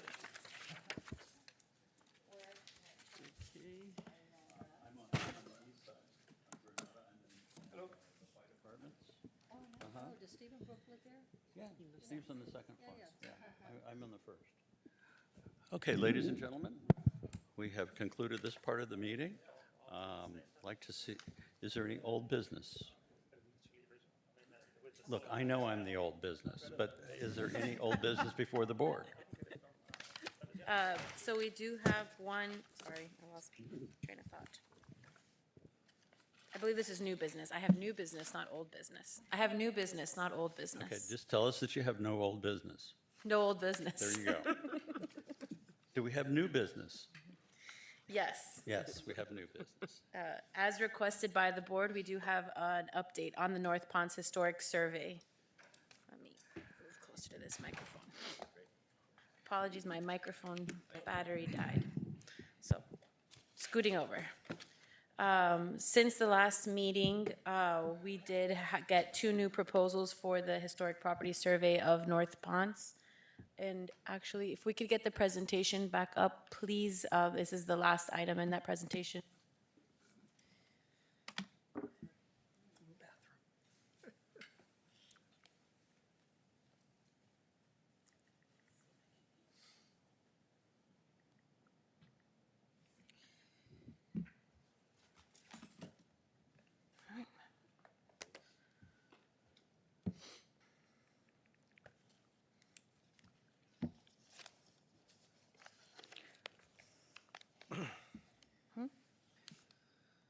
Is this yours, Ms.? No, I have it. Never mind. All right. One more. Yes, thank you. And it's very brief, just giving a couple updates here of the North Ponce District. When it was platted, it was in 1926. It's the Douglas section was intended to be a distinctive section of Coral Gables due to its high-grade apartment houses. And so one of the conversations that started this, I believe, was the garden apartment style that is very prevalent in that area. And a designation request was made by Mr. Gillis on behalf of, I believe, the villagers.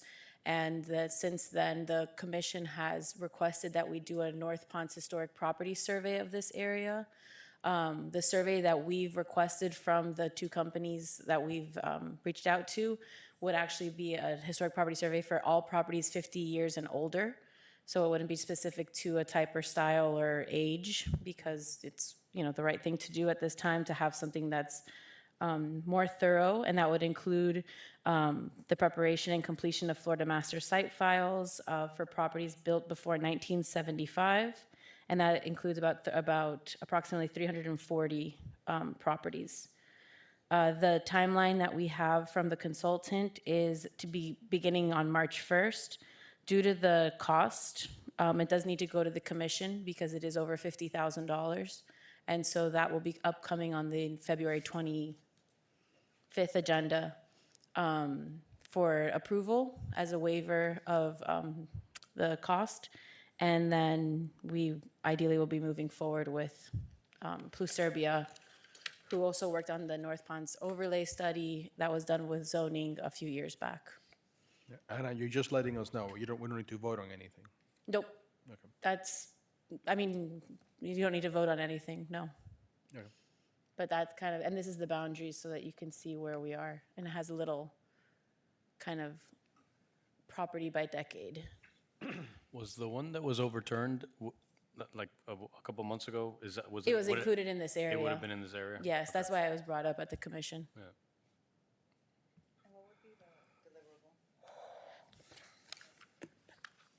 So she has, she would be doing the Florida Master Site files and then a report.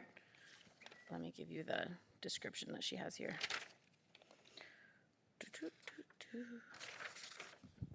But any district designation would come to you all. Right, this is just the historic survey. So anything that comes out of that survey would be through this office. So we would either, we can move forward with a designation, a thematic designation, no designation, a district designation, individual designation. At this time, the commission has not given directive on what they would like to come out of the survey, but they would like to have the survey available to the public so that property owners are aware and familiar of, the context of that area, since it is I think, a developable area. Anna, I don't have institutional knowledge of, because I haven't been here long enough to realize how you go about this. So explain to me what would happen. So this is not an application that comes to us like the designation for a home. No. Who would originate that? The commission, us? How would that happen? To designate the district, if we were to do that. So there's multiple ways that could happen. So if we find that a district is intact within the boundaries of this area, we could move forward with a historic property district, with a historic district. That could be through staff, that could be through the commission, once the commission reviews the findings, that could be through this board, if this board wants to, we'll get access to this document, anyone can. And if you all find that there's a theme, or there's a district, or there's individual buildings that maybe are highlighted within the report that we want to move forward with and phase some sort of designation process out, we can do that. It's a little open-ended because the direction was just start here. And we've done these surveys before. Ideally, what happens is that we're identifying buildings that should be designated, and we move forward with those designations. And then when would that come to us? Like, when do you think it'll be done? Do you have any sense of timing? If we can get commission approval February 25th, and we start on her timeline that she says March 1, their deliverables and the completed Florida master site files would be by September 30th. Okay, so I mean. It's a lot of field work. It'll be a different commission and a different board probably, but if for whatever reason we can, assuming we get it at that point in time, maybe put a staff note or an instruction if the board is willing, that maybe in the October meeting or November meeting, that we take a review of that report as part of an item, and then make a preliminary assessment through a recommendation or resolution or something like that we can take to whatever the commission is at that point in time, so that we can determine if there's going to be a district. In other words, putting us a discussion item for the October or November meeting, so that there's something in plans that maybe we are the ones who's going to go ahead and do it. That's just my suggestion. Typically, that comes from staff. That they look at the report, and then they determine whether or not there's sufficient evidence and parameters and Right. for a district, and then they would come to us. Yeah. It typically doesn't go to the commission and then back to us. Right. So typically, once the report is done, it wouldn't really have to go back to commission. Right. So they'll have access to it if they want an update of maybe the findings or anything like do a that. They could put it back presentation to on the them. agenda. We could do a presentation. I'm But just I think reflecting my what ignorance, my ignorance with regards No, to, but I just want to put it on the on the Yeah. agenda so that we can discuss it. I think what you, like, just a report of what the findings are and maybe what we believe should move forward, that can come to you all too. And then go from there. Again, like the designation process, depending on obviously the scope of what we come up with at the end of the report, is timely and a lot of staff time if we're going to be doing a district or a theme, or if, because I think there's going to be multiple properties that are identified. We're not just going to find 5 in the 340. So that will be probably kind of like a phase 2 of their, if it's not Blue Serbia, maybe somebody else's scope of work to start that process, the public, input, getting all of that kind of started. So It's a journey, right? So. yes, it's a journey. Mr. Chair, just another question on the study, Anna. This is just a straight historical analysis. There's no zoning component No. working with this in terms of possible TDRs or development of the site? So or the anything North like Ponce that? overlay is already created. So that's already been done actually by the same company. And TDRs are already available to properties within the North Ponce that are designated. So all of those incentives would still apply. Anything from that overlay would just kind of transfer over to And we're any. not looking at revisiting anything in that overlay? As of right now, As of there's right now, no. we would maybe wait to get the report back, and if something happens. Right, yeah, there's no discussion to revisit that But right when now. you talk to the property owners up there, you need to tell them about the TDRs, because they are, I'm sure, are not aware of it. Yes. A lot of people don't know what TDRs are.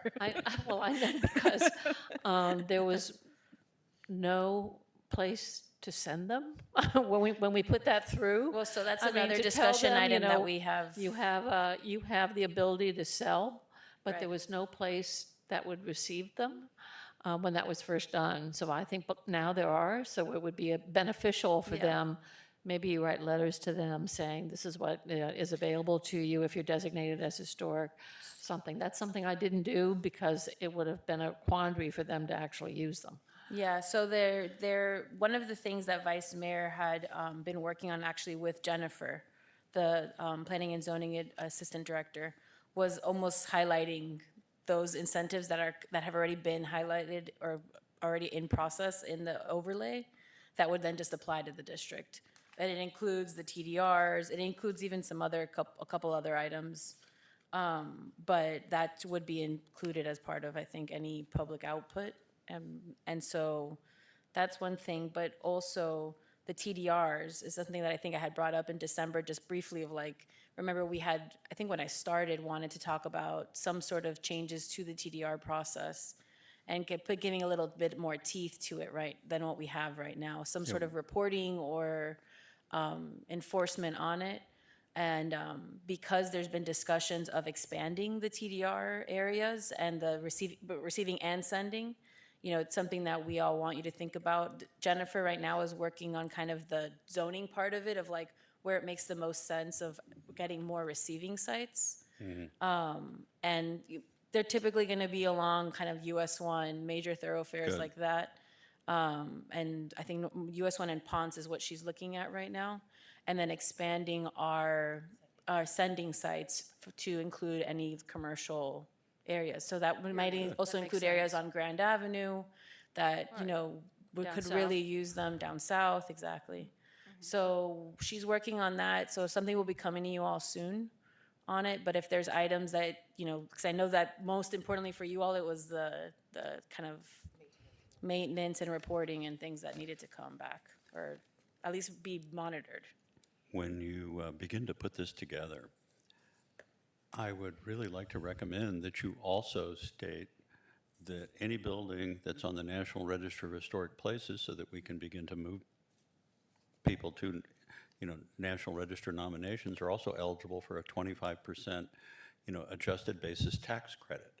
So when you put that with the TDR, I mean, you're talking about some really serious money, plus the tax credits are saleable, and they're getting about 80 cents on the dollar right now. So that's not too bad, and they may be worth more in the future.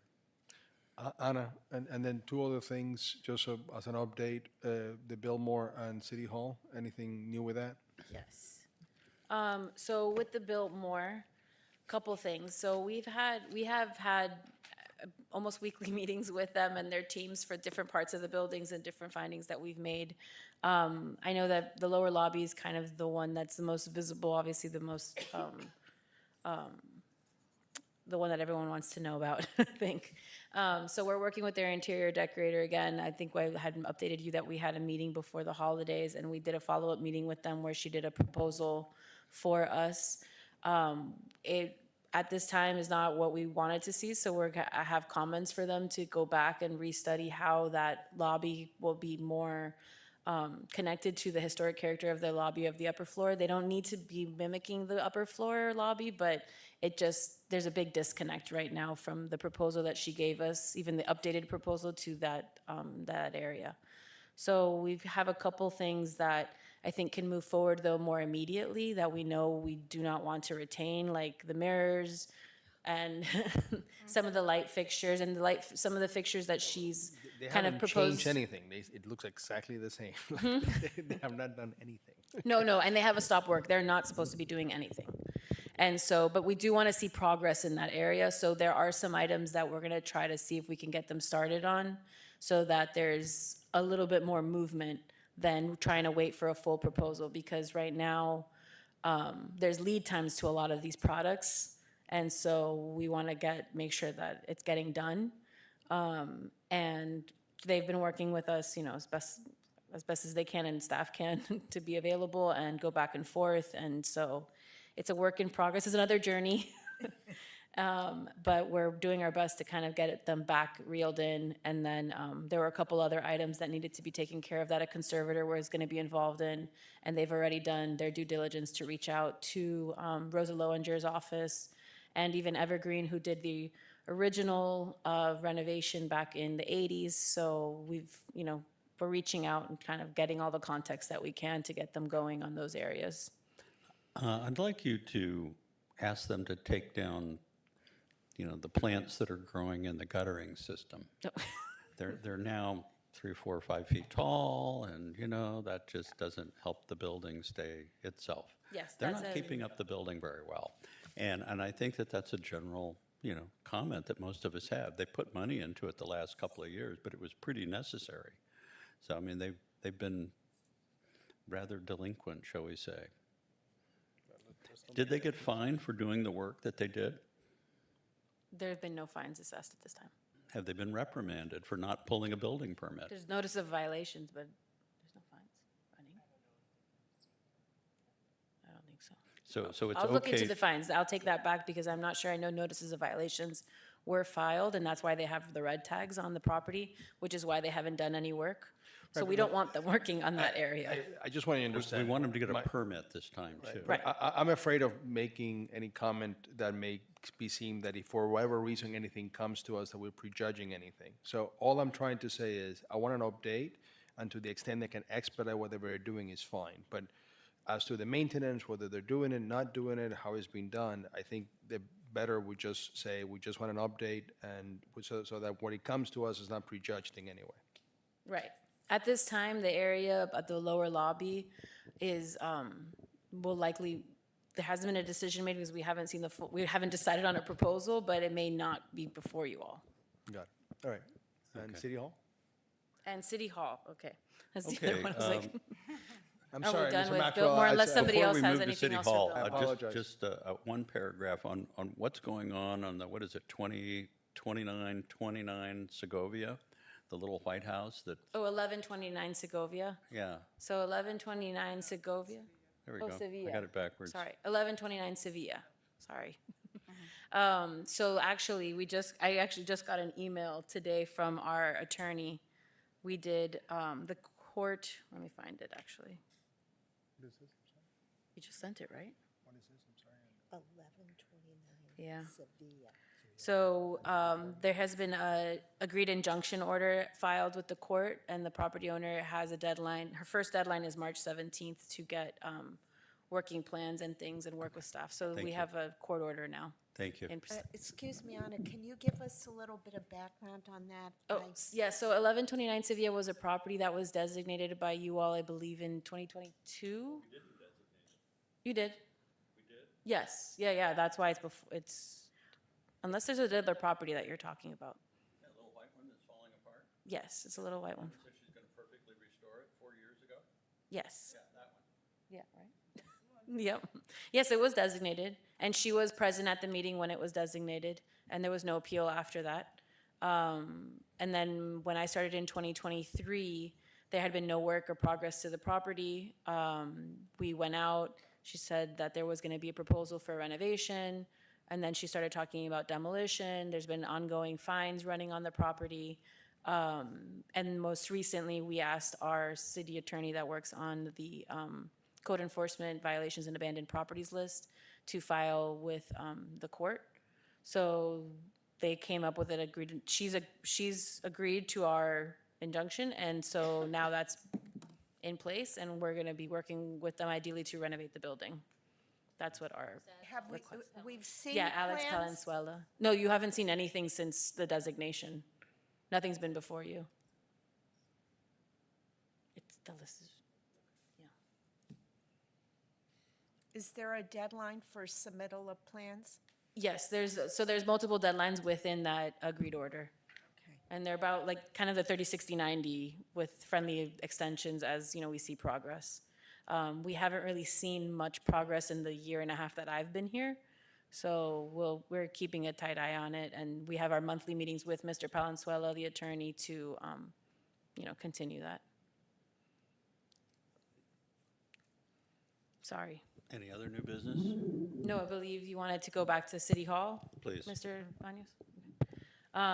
Okay, City Hall. So there's the two parts to City Hall right now that we have the immediate action items that are the pretty much 4 areas that you see shored in the building that are the exterior column and the column in the ground floor conference room, the door, the side entry door that faces Coral Way, and then the shoring that's on the inside of the city manager's office. The door that faces your, Donna's looking at me like, that door? The header of that door is completely rotten out. And so they're gonna be doing, well, they're proposing to do repairs to those 4 areas. We're in discussion still with Richard Heisenbottle's office, who's gonna be doing the full historic property assessment of whether or not to move forward with some of these repairs more immediately or just do it all as encompassing within the assessment. That meeting was supposed to occur actually right before this one and was rescheduled. So we didn't go into the details of it, but the city, the engineer that's been working on these immediate repairs is also the engineer that was listed with Heisenbottle, so they're going to be updating them on any issues. The building right now is secured and safe, and they're working on the shoring for the, like I said, the conference room column, but so far, we're just working through the steps as we get the assessment figured out, all those details, and they're, get that started. Slowly, they're gonna be relocating any other staff that's in the building, just to have better access for that assessment. Number 2, so there were 2 things. Oh, so, sorry, I combined them. So the interior, the immediate action, and then the assessment. Yep.